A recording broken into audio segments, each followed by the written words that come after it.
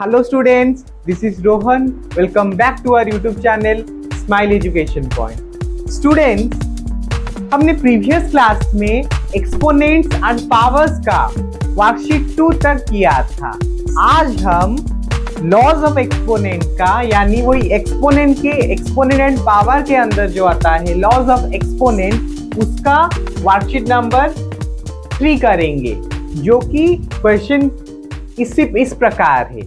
तो देखो बच्चों, 3 का पहला क्वेश्चन है बच्चा, which of the following statements are true. इन सारे चार स्टेटमेंट से कौन सा स्टेटमेंट ट्रू है। ठीक है बच्चा, हमें वही मतलब पहचानना है। तो पहले देखेंगे ये वाला क्वेश्चन नंबर 1 का bit i, that is +3/4 to the power 3 into -3/4 to the power 3 is equal to -3/4 to the power 6। तो यहाँ पर हमने लॉज ऑफ एक्सपोनेंट में क्या पढ़ा था बच्चों? लॉज ऑफ एक्सपोनेंट में यानी अगर मल्टीप्लिकेशन के क्षेत्र में हो, इन केस ऑफ मल्टीप्लिकेशन हमने पढ़ा था x to the power m into x to the power n is equal to क्या होगा बच्चा ना, x to the power m plus n, जो हमने लॉ 1 ऑफ एक्सपोनेंट हमने पढ़ा था। The first law of exponent state that if x be any rational number and x is not equal to 0 and m and n be any positive number, in that case x to the power m into x to the power n is equal to x to the power m plus n। तो यहाँ पर हम इस rule के हिसाब से देखेंगे कि या इस रूल के हिसाब से क्या ये मैच कर रहा है बच्चा, हमें वही देखना है। तो इस रूल के हिसाब से ये नहीं मैच कर रहा है। देखो आप, पावर तो सेम है, एक्सपोनेंट तो सेम है, ये तीन एक्सपोनेंट तो मतलब 6 हो रहा है, लेकिन जो बेस है वो इक्वल नहीं है। यहाँ पर पॉजिटिव है, यहाँ पर एक बेस, यहाँ पर नेगेटिव है। सो दिस इज फॉल्स, तो बच्चा ये क्या है? फॉल्स है। ये स्टेटमेंट ट्रू नहीं है, ये गलत है। ठीक है बच्चा, समझ में आया? ये वाला पहला वाला क्यों फॉल्स हुआ? क्योंकि पहले वाला का जो बेस है वो पॉजिटिव है और दूसरा वाला का जो बेस है नेगेटिव है। तो यहाँ पर हमने क्या पढ़ा था?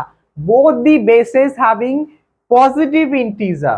तो ये पॉजिटिव इंटीजर, ये रैशनल नंबर पॉजिटिव नहीं है, तो एक पॉजिटिव होने से दूसरा नेगेटिव हो जाता है। तो ये वाला सॉल्यूशन फॉल्स है, क्योंकि इस स्टेटमेंट को, फर्स्ट लॉ को वो ओबे नहीं कर रहा है। तो दिस स्टेटमेंट इज फॉल्स। उसी तरह अब हम देखेंगे B2, that is 4/7 to the power 5 into 4/7 to the power 3 is equal to 4/7 to the power 8। वही लॉ 1 को डालेंगे, यानी if x be a rational number, that is x is not equal to 0, in that case m and n be any positive integer, in that case x to the power m into x to the power n is equal to x to the power m plus n। that is the first law of exponents। तो इस law के हिसाब से ये match कर रहा है। देख लो बच्चों, 4/7 इंटू 4/7 कर वो कॉमन लेके ऐड कर दिया, यानी देखो वही हम करेंगे। यहाँ पर 4/7 को कॉमन ले लिया और 5 + 3 को ऐड कर दिया, तो कितना हो गया बच्चा? 4/7 to the power 8। 4 5 6 7। तो ये वाला 5 6 7 8। तो ये वाला सॉल्यूशन हमारा, ये वाला स्टेटमेंट हमारा ट्रू है, क्योंकि 5 + 3 कितना? 8। 5 6 7 8। तो दिस सॉल्यूशन इज क्या? ट्रू सॉल्यूशन, और this statement is true because it's obey the law of exponent, that is x to the power m into x to the power n is equal to x to the power m plus n. So this statement is true. Bit 2 का statement true है। अब bit 3 देखेंगे। Bit 3 क्या बता रहा है बच्चा ना, -1/2 to the power 4 divided by -1/2 to the power 3 is equal to -1/2। तो क्या है बच्चा, तो इसमें इस स्टेटमेंट में हमारा लॉ 2 है। लॉ 2 क्या बता रहा है, ये है लॉ 1, ये है लॉ 1 ऑफ एक्सपोनेंट्स, ये लॉ 2, ये लॉ 2 के हिसाब से हम करेंगे इसको, यानी x to the power m divided by x to the power n gives क्या ना, x to the power m minus n, x to the power m minus n। तो क्या बता रहा है second law, if x be any rational number, if x be any rational number and x is not equal to 0, x is not equal to 0 and both m and n be any positive integer, in that case x to the power m divided by x to the power n gives x to the power m minus n.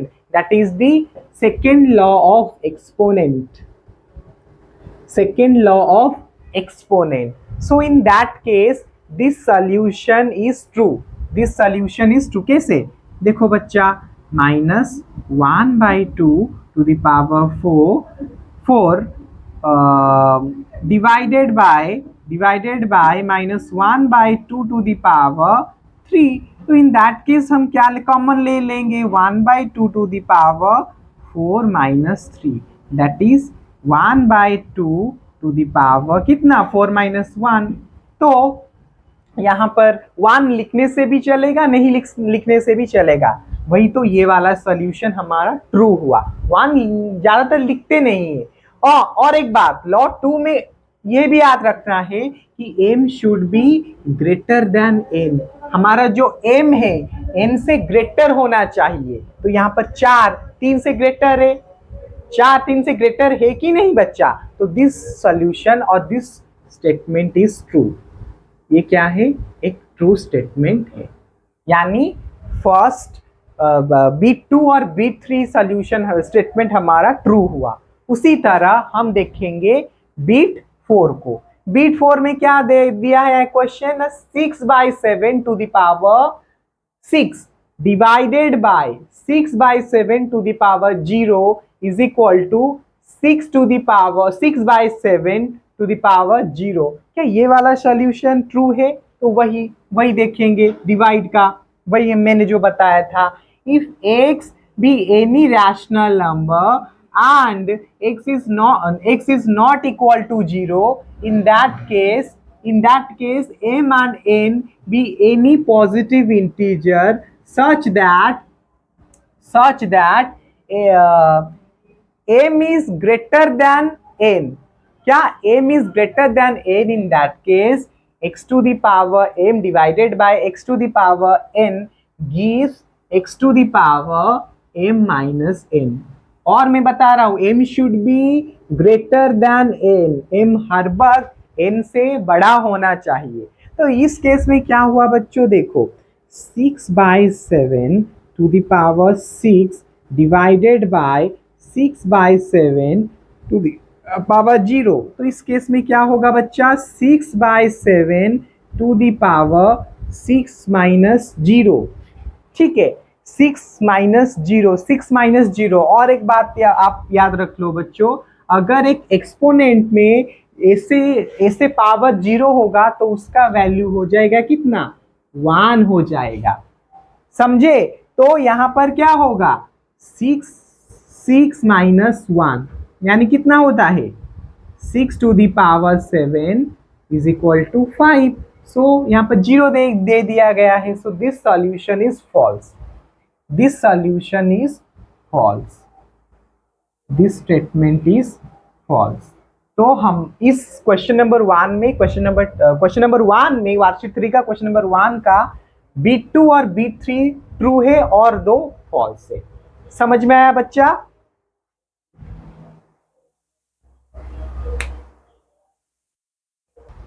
तो बच्चों अब हम question number 2 करेंगे वार्षिक 3 का। तो बता रहा है fill in the blanks in each of the following as so as to make statement true।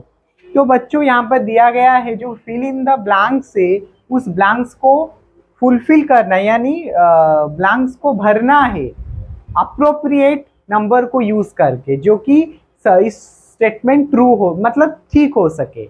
तो पहला क्वेश्चन है -2/3 to the power 1 into -2/3 to the power 3 is equal to -2/3 to the power dash.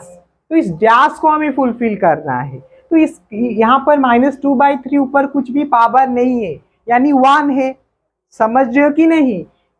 तो -2/3 to the power 1 into -2/3 to the power 3 is equal to -2/3। तो ये होगा इसका answer होगा। तो ये बच्चाओं कौन सा लॉ है? लॉ 1 है। लॉ 1 दैट इज लॉ 1 क्या बता रहा है? x to the power m into x to the power n is equal to x to the power m plus n। That is law 1 multiplication के case में। तो क्या होगा यहाँ पर ना 1 प्लस 3 कितना होगा? 1 प्लस 3 इज इक्वल टू 4। ठीक है, क्या होगा? 1 प्लस 3 इज इक्वल टू 4। तो ये हमारा लॉ 1 के हिसाब से हुआ है। ठीक है बच्चा, ये हमारा लॉ 1 के हिसाब से हुआ है। तो यहाँ पर हमारा बेस सेम है, बेस तो हमारा सेम है ना, तो ये लॉ 1 के हिसाब से हो गया। समझ रहे हो कि नहीं? 1 बेस सेम है, -2/3 बेस सेम है, सिर्फ पावर को ऐड करना है यानी इसमें 1 यहाँ पर कुछ नहीं यानी 1 प्लस 3 यही वाला formula 1 plus 3 is equal to 4। तो इसी तरह इसको करेंगे यानी 4/5 to the power dash into 4/5 to the power 9 is equal to 4/5 to the power 11। यहाँ पर एक ऐसा नंबर को लिखना है जो इसके साथ एडिशन होके 11 आता है। क्या होगा वो नंबर? अगर हम इसको वही लॉ 1 के हिसाब से यानी 4/5 कितना कितना ऐड होगा बताओ? 9 10 10 11 2 9 10 11 2 यानी 2 प्लस 9 कितना हो जाएगा? 4/5 is equal to the power 11। 9 10 11 4/5 to the 11 तो यहाँ पर हो जाएगा 2। क्या हो जाएगा? 2 9 10 11 9 में अगर 2 ऐड करेंगे तो 11 हो जाएगा। तो हो गया हमारा जो फिल इन द ब्लैंक्स। तो उसी तरह इसको करेंगे। तो यहाँ पर लॉ 2 यूज हुआ है। लॉ 2 क्या बता रहा है? If x be any rational number and m and n are both positive integer, in that case m should be greater than n. In that case x to the power m divided by x to the power n, it gives x to the power m minus n। समझ में आया आप लोगों को? वही हम use करेंगे। तो हमारा बेस भी यहाँ पर सेम है, तो -3/7 टू द पावर कितना? यहाँ पर 1 आ रहा है, 1 आ रहा है क्योंकि इसमें मैंने इस केस में भी आपको बताया था कि इसमें कुछ नहीं यानी 1 है। तो 1 है तो क्या हो जाएगा? क्या ये सब्ट्रैक्ट करने से यानी 15 से अगर हम 14 को सब्ट्रैक्ट करेंगे तो कितना आएगा? 1 आएगा। तो ये हो जाएगा -3/7 टू द पावर 1। तो यहाँ पर हो जाएगा कितना बच्चा? 14 यानी 15 से अगर 14 गया तो 1 हो जाएगा जो कि लॉ 2 है। ये हमारा लॉ 2 के हिसाब से। तो इसी को इसी उसी तरह करेंगे, यानी -1/10 to the power dash divided by -1/10 to the power 8 gives -1/10 to the power 8। यहाँ पर भी लॉ 2 यूज किया गया है। लॉ 2 क्या बता रहा है, यानी x to the power m divided by x to the power n gives, क्या गिव्स करता है, x to the power m minus n, x to the power m minus n। वही लॉ को इम्प्लीमेंट करेंगे, यानी -1/10। तो इसमें क्या ऐड कर, क्या मतलब कौन सा नंबर इस फिल इन द ब्लैंक्स में, इस ब्लैंक्स में रखने के लिए हमें 8 मिलेगा। कौन सा नंबर, अगर 16 में से 8 गया तो कितना होगा बच्चों, 8 2 16। समझ में आया कि नहीं। 9 10 11 12 13 14 15 16 6 7 8। तो अगर हम 16 से 8 को सब्ट्रैक्ट करेंगे तो 8 आएगा। तो ये हो जाएगा कितना, देखो 16, देखो बच्चों 16 माइनस 8 तो क्या हो जाएगा ना, -1/10 टू द पावर 8। तो ये हो जाएगा हमारा 16। अगर 16 में से 8 गया तो हो जाएगा 8। तो ये वाला हो गया 16। तो उसी तरह इस केस में, यानी बिट 5, बिट वी क्या बता रहा है, बिट वी क्वेश्चन नंबर 2 का ना, 2/9 to the power 6 divided by 2/9 to the power 0 gives 2/9 to the power कितना, कितना बच्चा, डैश। तो ये भी केस लॉ 2 क्या बता रहा है ना, लॉ 2 बता रहा है if x be any rational number, that is x is not equal to 0, in that case क्या होता है ना m and n be any positive integer, ना m and n be any positive integer, in that case क्या होगा ना, हमारा ये वाला हो जाएगा क्या ना, x to the power m divided by x to the power n gives x to the power m minus n। ठीक है, लॉ 2 है हमारा ये वाला। तो 2/9 टू द पावर 6 माइनस 0, यानी 2/9 टू द पावर 6। समझ में आया कि नहीं समझ में आया बच्चा। अगर x और x एक रैशनल नंबर हुआ तो इसमें क्या होगा ना, उसमें जो रहेगा नंबर वही हमारा, ठीक है, वही हमारा क्वेश्चन बन जाएगा। ठीक है, तो वही होगा नंबर हमारा। तो यहाँ पर क्या होगा 6। ठीक है, समझ में आया 0। उसी तरह ये वाला कि -12/13 to the power 2 into -12/13 to the power dash is equal to -12/13 to the power 5। ये हमारा लॉ 1 है। लॉ 1 क्या बता रहा है, x to the power m into x to the power n gives x to the power m minus n। क्या, x to the power sorry x to the power m plus n, मैं minus बता रहा हूँ, x to the power m plus n, यानी क्या हो जाएगा बच्चा ना, -12 to the power 13 to -12/13 to the power 2 में क्या ऐड करने से 5 होगा, 3, 2 + 3, यानी -12/13 टू द पावर 5 हो गया। तो यहाँ पर हो जाएगा 3। तो हो गया हमारा फिल इन द ब्लैंक्स। सभी लॉ को यूज करके हमें ये सॉल्व करना है।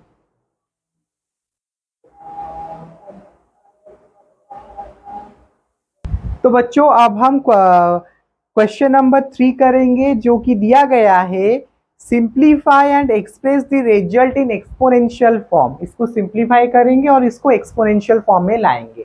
तो बच्चों पहला क्वेश्चन है बीट वन, 3 का बीट वन आई कि -3/7 to the power 3 into -3/7 to the power 4। तो इसको लॉ वन के हिसाब से करेंगे, यानी -3/7 टू दी पावर 3 प्लस 4, यानी ये हमारा हो जाएगा -3/7 टू दी पावर 4 5 6 7। क्या हो जाएगा? 4 प्लस 3 कितना? 7। 4 5 6 7 -3/7 टू द पावर 7। समझ में आया ये वाला? क्या हुआ आंसर ना? -3/7 टू द पावर 7। तो ये लॉ वन के हिसाब से हुआ। मैं आपको लॉ एक बार बता देता हूँ। x to the power m into x to the power n is equal to x to the power m plus n, that is law one. ठीक है, लॉ वन है हमारा। तो इसको इधर थोड़ा लिखता हूँ। इसमें देखो देखो बच्चों, x to the power m into x to the power n, that is x to the power m plus n, ये हमारा लॉ वन है। ठीक है, तो इसको भी उसी तरह करेंगे। 11/12 to the power 15 into 11/12 to the power 5 into 11/12 to the power 10। तो इसको वही भी लॉ वन में x to the power m into x to the power n is equal to x to the power m plus n। हो गया, हो गया। देखो तो इसको कैसे करेंगे, देखो 11/12 टू द पावर 15 इंटू, हम इसको कॉमन ले लेंगे, पहले इसको कॉमन ले लेंगे, यानी 11/12 अगर हम ऐड कर सकते हैं तो ऐड करेंगे। 11/12 टू द पावर 15, तो इसको कॉमन ले लेंगे, तो 15 plus 5 into 11/12 to the power 10। क्या हो जाएगा? 11/12 to the power 15 plus 5 20 into 11/12 to the power 10। तो ये हो जाएगा, कॉमन हो जाएगा 11/12 टू द पावर 20 प्लस 10। क्या होगा बच्चा ना? 11/12 टू द पावर 30। क्या हो जाएगा बच्चा? ये 11/12 to the power 30, 15 plus 5 20, 20 plus 10 50, तो सर 20 प्लस 10 30। तो ये हो गया खत्म। तो इसको भी थर्ड वाला भी वही लॉ टू के हिसाब से, लॉ टू यानी x to the power m divided by x to the power n is equal to x to the power m minus n। Law two है हमारा। तो इसमें क्या होगा? वही -9/11 to the power 9 minus 7, that is हमारा हो जाएगा -9/11 टू द पावर, अगर 9 में से 7 गए तो कितना? 7 8 9 2, -9/11 टू द पावर 2 इसका आंसर है। ठीक है, उसी तरह ये भी लॉ के हिसाब से होगा। लॉ टू क्या बता रहा है? x to the power m divided by x to the power n gives x to the power m minus n। Law two, this is law two. तो इसको हम लिख सकते हैं इस तरह, 1/4 टू द पावर 8 माइनस 6। तो ये हो जाएगा आंसर हमारा क्या ना? 1/4 टू द पावर 6 7 8 2 हो गया हमारा आंसर। 1/4 to the power 2। क्या हो गया आंसर बच्चा? 1/4 टू द पावर 2। तो ये था हमारा क्वेश्चन नंबर 3, वर्कशीट 3 का क्वेश्चन नंबर 3। तो बच्चों आई होप ये वाला वीडियो आप लोगों को अच्छा लगा होगा। अगर हमारा ये वीडियो आप लोगों को अच्छा लगा है तो हमारे YouTube channel smile education point को लाइक, शेयर, सब्सक्राइब करना मत भूलिएगा। ठीक है बच्चा, और पास में जो बेल आइकॉन है उसमें ऑल नोटिफिकेशन बटन ऑन कर दीजिए, जिस कारण कि हमारे यूट्यूब चैनल में जो भी वीडियो अपलोड होगा आप सभी के पास पहुंच पाएगा। और एक बात याद रखना बच्चों, कमेंट करना मत भूलिएगा। आपको अच्छा लग रहा है ये सेक्शन या नहीं लग रहा है, आप हमें कमेंट के माध्यम से बताइए।